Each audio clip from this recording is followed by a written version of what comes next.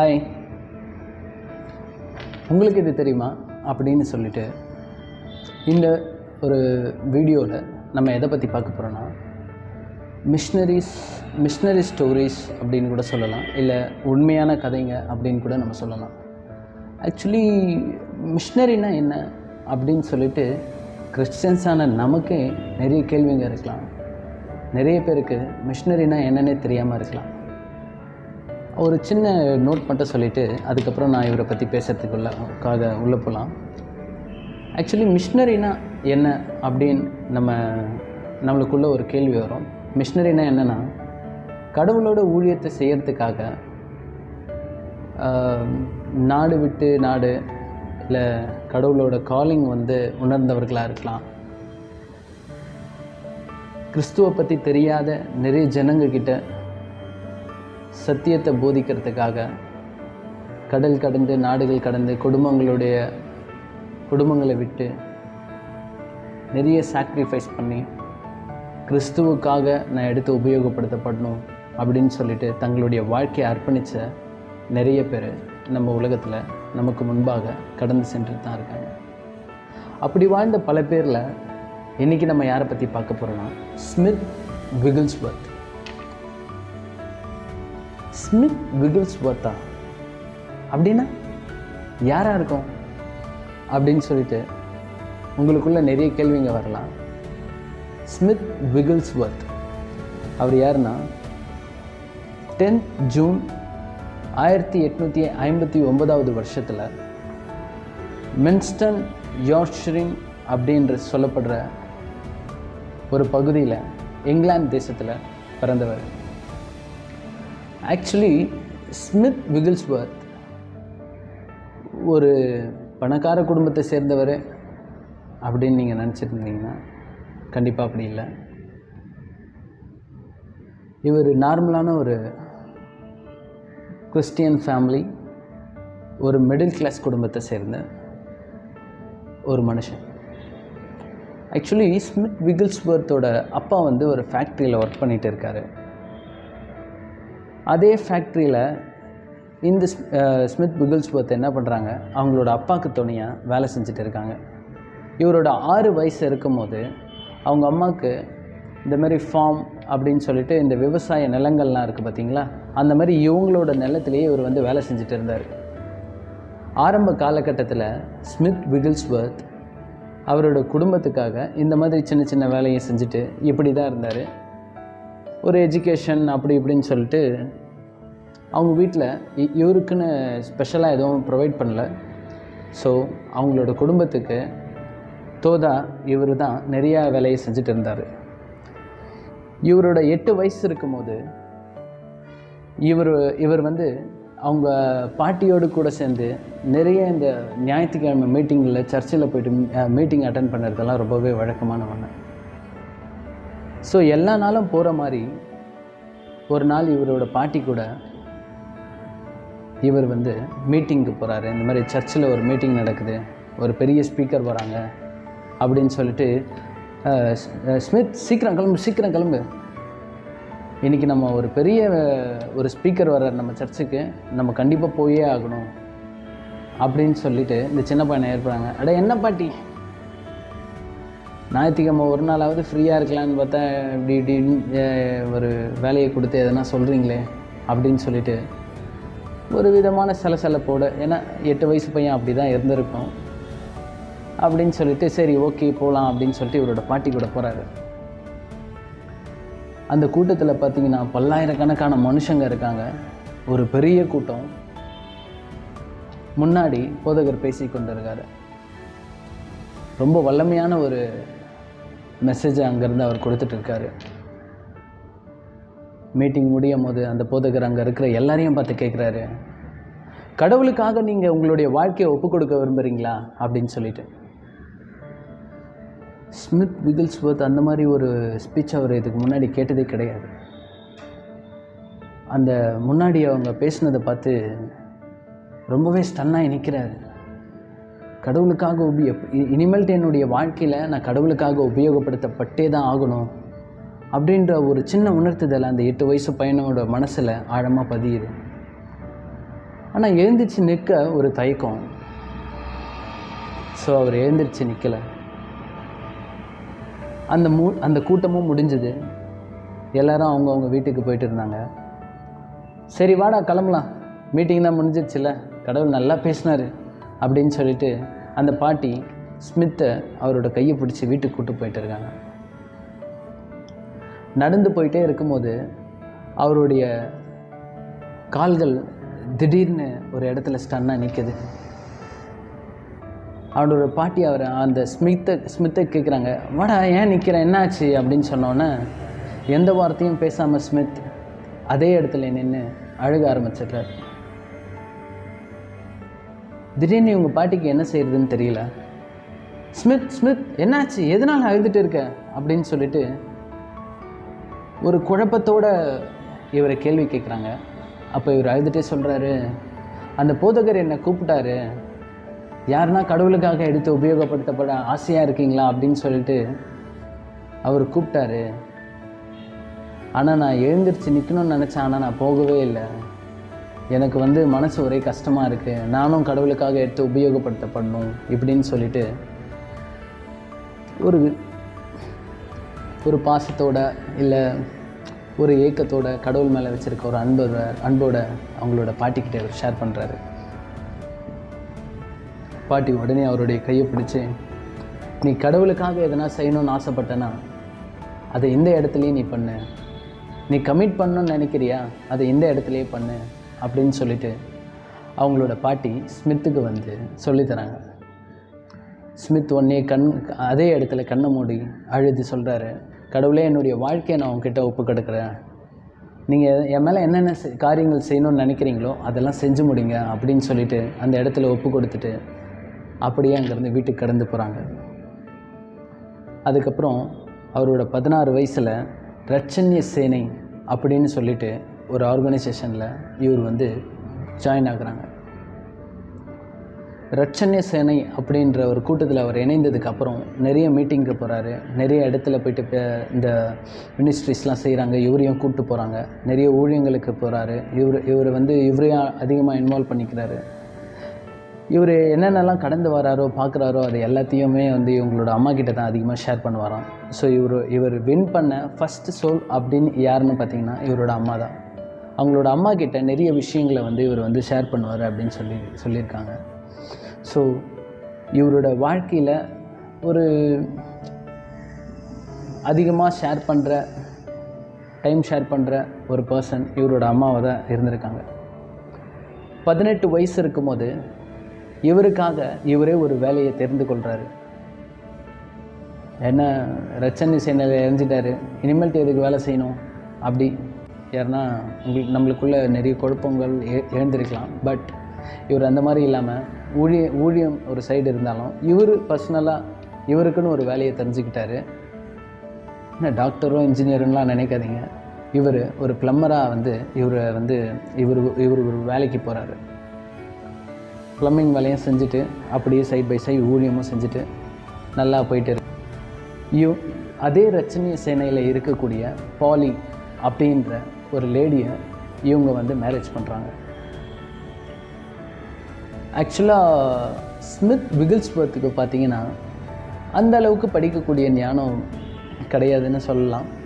இவருக்கும் ஆசை, ஆனால் இவர் அந்த அளவுக்கு படிக்கக்கூடிய அந்த ஒரு ப்ராட் மென்டாலிட்டிக்குள்ளே இல்லாமல் இருந்தார். பட் இவருக்கு அப்படியே ஆப்போசிட் பாலி எந்த மீட்டிங் போனாலும், இவங்க 2 பேர் எந்த மீட்டிங் போனாலும் பாலி தான் நின்று பேசுவாங்க. பாலி ரொம்பவே ஆக்டிவான ஒரு தேவனுடைய மகளாக இருந்தாங்க. கடவுளுக்காக அவங்களுடைய வாழ்க்கையில் நிறைய விஷயங்களை அவங்க செஞ்சுருக்காங்க. கண்டிப்பாக நம்ம அவங்கள பற்றி சொல்லியே தான் ஆகணும். அண்ட் பாலி நல்லா பேசுகிறாங்க அப்படின்னு சொல்லிட்டு ஸ்மித் விகில்ஸ்வர்த், இது ஏன் என்னால் முடியல, என்னால் ஏன் இந்த மாதிரி செய்ய முடியல அப்படின்னு சொல்லிட்டு இவருக்குள்ளே பல விதமான கேள்விங்க. கடவுள்கிட்ட முட்டி போட்டு கேட்குறாரு, இல்லை நான் இனிமேல்ட்டு மீட்டிங்கு எதுக்கும் வரப்போகிறதில்ல, நான் எந்த மீட்டிங்கில் முன்னாடி நிற்க போகிறதில்ல அப்படின்னு சொல்லிட்டு இவர் ஒரு சின்ன கோவத்தில் ஒரு டிசிஷன் ஒன்று எடுக்கிறாங்க. பட் பாலி அவர் சுத்தமாக விட்டு கொடுக்கவே இல்லை. இல்லை நீங்கள் வேதத்தை வாசிங்க, அதிகமாக பைபிள் படிங்க, கடவுள் உங்களுக்கு வந்து ஒரு ஆப்பர்ச்சுனிட்டியை உருவாக்கி தருவாங்க அப்படின்னு சொல்லிட்டு அவங்களோட ஒய்ஃப் இவங்களை ரொம்பவே அதிகமாக என்கரேஜ் பண்ணுறாங்க. அதுக்கப்புறம் ஸ்மித் விகில்ஸ்வர்த் ஒரு சில்ட்ரன்ஸ் மினிஸ்ட்ரியை ஸ்டார்ட் பண்ணுறாங்க. ரொம்பவே நல்லாவே போயிட்டு இருக்கு. சில்ட்ரன்ஸ் மினிஸ்ட்ரியில் நிறைய குழந்தைங்களுக்கு கடவுள் இவரை எடுத்து உபயோகப்படுத்தினார். அவரோட ஃபஸ்ட் மினிஸ்ட்ரி எதுன்னு பார்த்தீங்கன்னா சில்ட்ரன்ஸ் மினிஸ்ட்ரியாக தான் இருக்குது. அண்டு ரச்சன்ய சேனை அப்படின்ற ஒரு சேனையில் வந்து இவர் ரொம்பவே நல்லா அவரோட ஊழியத்தை வந்து செஞ்சிட்டு இருக்கார். அதுக்கப்புறம் பாலி ஸ்மித் விகில்ஸ்வர்த் பாலியை வந்து மேரேஜ் பண்ணுறாங்க 1882 வருஷத்தில் ஜாயின் பண்ணி அவருக்கு ஸ்மித் விகில்ஸ்வர்த்துக்கும் பாலிக்கும் 4 பசங்களும் ஒரு பெண் குழந்தையும் பிறக்குது. நல்லா போயிட்டு இருக்க இவங்களோட மினிஸ்ட்ரி. ஒரு நாள் வந்து ஸ்மித் விகில்ஸ்வர்த் வந்து கடவுள்கிட்ட கேட்குறாரு, நான் வந்து உமக்காக பேசணும், என்னையை எடுத்து உபயோகப்படுத்துங்க, இந்த ஸ்டேஜ் ஃபியரெல்லாம் போக்குங்க அப்படின்னு சொல்லிட்டு. ஸ்மித் விகில்ஸ்வர்த்துக்கு அதிகமாக பைபிள் மேலே நாட்டம் திரும்புது. 15 மினிட்ஸ்க்கு ஒன்ஸ் அவர் பைபிள் படிச்சுட்டே தான் இருப்பாராம். அவரால் வேதத்தை படிக்காமல் இருக்கவே முடியாதுன்னு சொல்லியிருக்காங்க. ஸ்மித் விகில்ஸ்வர்த் அவரோட கிடைக்கிற நேரம் முழுக்க வேதத்தோடு செலவு பண்ணுறாரு. அதிகமாக பைபிள் படிக்கிறாரு, நிறைய விஷயங்களை தெரிஞ்சுக்கிறாரு, கடவுளும் அவரோட பேசுகிறாரு. இப்படின்னு சொல்லிட்டு இவர் ஒரு பயங்கரமான ஒரு வேத ஒரு ஞானத்துக்குள்ளாக கடவுள் இவர் வழிநடத்தி சென்றிருக்காரு. அதுக்கப்புறம் ஆவியானவரால் ஏவப்பட்டு ஒரு 10 days தொடர்ந்து 10 நாள் ஃபாஸ்டிங் ப்ரேயர் இருக்காருங்க.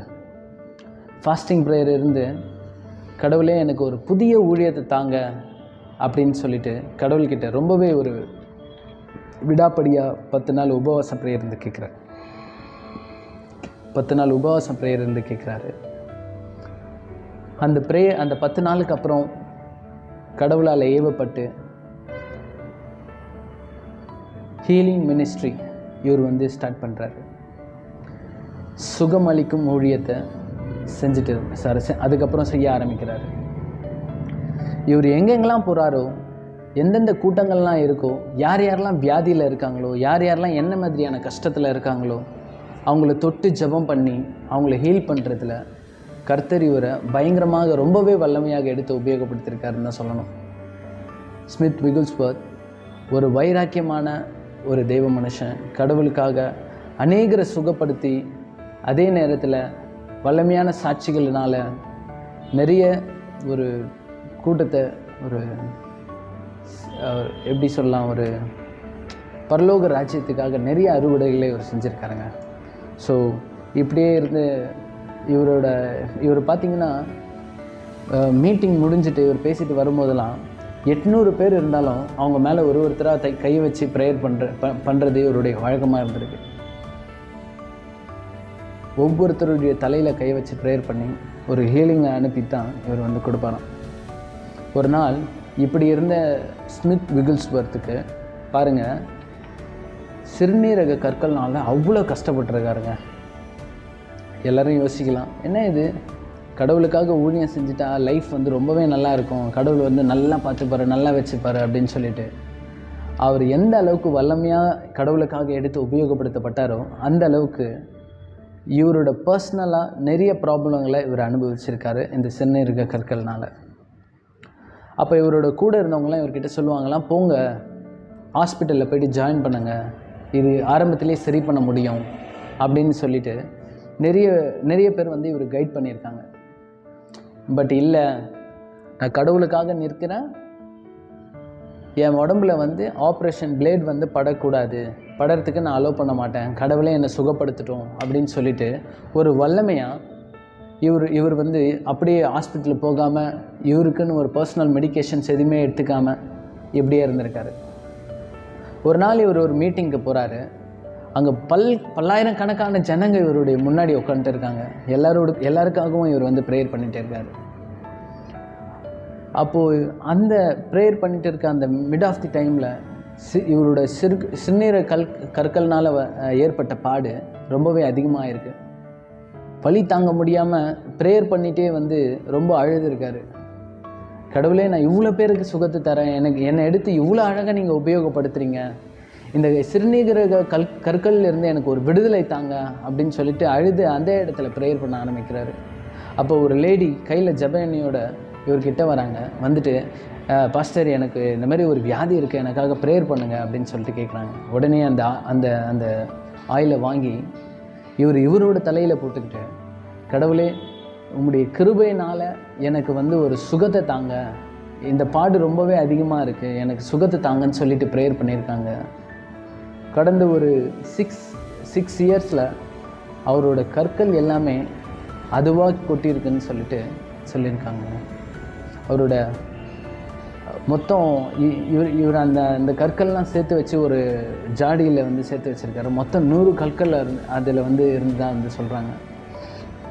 அந்த 100 கற்களை வச்சு இவர் எங்கே வந்து ஊழியத்துக்கு போனாலும் அதை ஒரு சாட்சியாக எடுத்துகிட்டு போயிட்டு ஒரு அநேகருக்கு வந்து சொல்லியிருக்காங்க. இந்த மாதிரி கடவுளை எனக்கு சுகத்தை தந்தார், நான் இந்த மாதிரி இவ்வளோ கஷ்டப்பட்டுட்டு இருந்தேன் அப்படின்னு சொல்லிட்டு அது ஒரு இவரோட சாட்சியெல்லாம் எங்கெங்கெல்லாம் ஷேர் பண்ணுறோம் அங்கெங்கெல்லாம் அந்த ஜாடியை அவர் கொண்டு போகிறது வழக்கமாக இருந்தது. ஸ்மித் விகில்ஸ்வர்த் மரித்து போன நிறைய பேரை உயிரோடு எழுப்பியிருக்காரு. வியாதியில் இருக்கிற நிறைய பேருக்கு சுகம் அளிச்சிருக்காரு. கடவுள் இவருடைய வாழ்க்கையை வல்லமையாக எடுத்து உபயோகப்படுத்தியிருக்காங்க. இந்த நாளில் நம்ம எல்லாருமே தெரிஞ்சுக்க வேண்டிய ஒரு விஷயம், ஸ்மித் விகில்ஸ்வர்த் கடவுளுக்காக எப்படியெல்லாம் உபயோகப்படுத்தப்பட்டார். அவருடைய பாடுகள் மத்தியில் கூட அவர் கடவுளுக்காக நின்னார். நிறைய பேரை இப்போ நம்ம என்ன ஒரு சர்ச்சுக்கு போகலாமா அப்படின்னு கேட்டு நம்ம கிட்ட கேட்டால் கூட அங்கே போய்ட்டு என்ன பண்ண போகிறாங்க, பேச போகிறாங்க, நான் உட்கார போகிறேன். அப்படியே படிக்காதவங்களாக இருந்தால் என்ன சொல்லுவோம், இல்லை எனக்கு தான் பைபிளே படிக்க தெரியாது, நான் எதுக்கு போகணும் அப்படின்னு சொல்லிட்டு. நம்ம எல்லாருமே தெரிஞ்சுக்க வேண்டிய ஒரு விஷயம், கடவுள் நம்மளை உபயோகப்படுத்தணும்னு நினச்சா நம்ம படிக்காதவங்களாக இருக்கலாம், பொறுக்கியாக இருக்கலாம், குடிகாரனாக இருக்கலாம், என்ன வேணால் இருக்கலாம். இந்த மாதிரி ஆட்களை கடவுளுக்கு உபயோகப்படுத்துறது தான் ரொம்பவே ஈஸியான ஒரு விஷயம். ரொம்ப படித்து ரொம்ப தெரிஞ்சவங்களை விட இந்த மாதிரியான ஆட்களை கடவுள் தேடி வரவராக இருக்கார். அவங்கள எடுத்து இவருடைய நாமத்துக்காக உபயோகப்படுத்துகிறவராக இருக்கார். 12th March 1947 கரெக்டாக இவரோட 87வது வயசில் ஸ்மித் விகில்ஸ்வர்த் இவரோட ஜேர்னியை வந்து கடவுளுக்குள்ளாக முடிக்கிறாருங்க. எல்லாருமே தெரிஞ்சுக்க வேண்டிய ஒரு விஷயம் ஒன்று தான், கடவுளுடைய கண்களும் அவருடைய சிந்தனைகளும் நம்ம மேலே நோக்கமாக இருந்ததுன்னா நாமளும் ஸ்மித் விகில்ஸ்வர்த் மாதிரி கடவுளுக்காக எடுத்து உபயோகப்படுத்தப்பட முடியும். நம்மளுடைய வாழ்க்கையில் என்னால் இது முடியாது, இது நடக்காது, இது இவ்வளோ தான் அப்படின்னு நீங்கள் ஒரு பார்டரை உங்களுக்குள்ளாக பிரிச்சுட்டு இருப்பீங்கன்னா எல்லாருமே யோசிக்கலாம், ஸ்மித் விகில்ஸ்வர்த்துக்கு கடவுள் செய்யும் போது உங்களுக்காக எனக்காக அவர் ஏன் செய்ய மாட்டார்.